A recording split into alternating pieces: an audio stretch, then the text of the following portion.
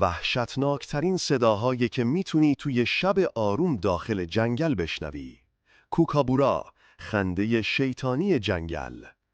اولین صدای عجیب از جنگل استرالیا میاد. کوکابورا، یه پرنده با خنده‌ای که شبیه یه دیو شیطانیه.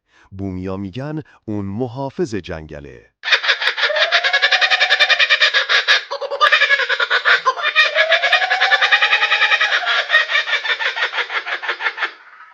پرنده کیوی.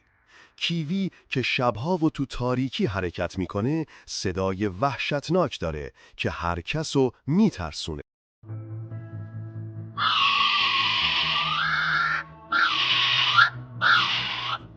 لایربرد، استاد تقلید صدا.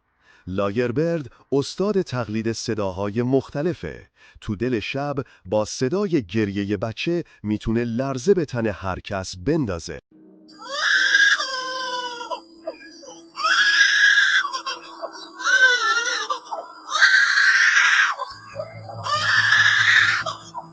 وایت بل برد، پرنده‌ای که صدای غیرعادی و رازآلود تولید میکنه، شبیه آژیر خطر برای کسایی که نزدیکن.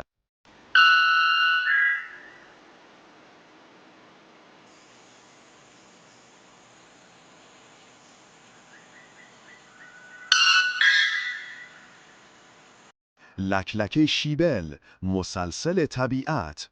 با منقاره که مثل مسلسل میکوبه، صدایی داره که انگار جنگل وسط بمبارانه. یه صدای ترسناک که هر کسی بشنوه تا عمق وجودش میلرزه.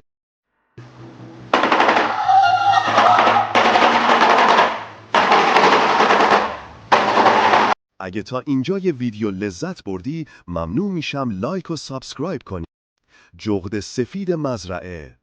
توی شبهای تاریک صدایی میزنه که سکوت رو میشکنه و حس ترس رو جاری میکنه.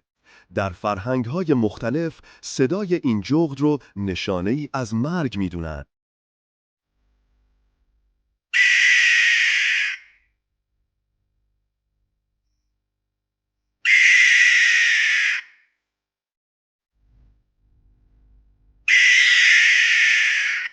میمون هاولر، قرش‌های بلندی داره که تو جنگل طنین انداز میشه.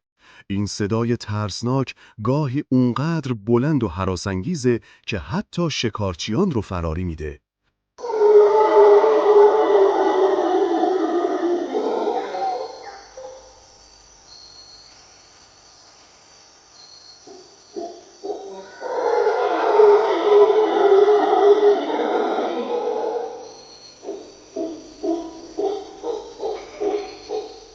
بابکت، گربه‌سان کوچک اما وحشی، شبها زوزه میکشه.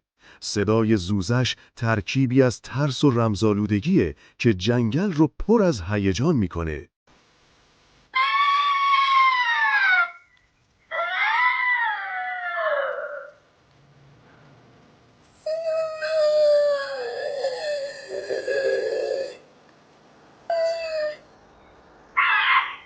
مرسی که تماشا کردی.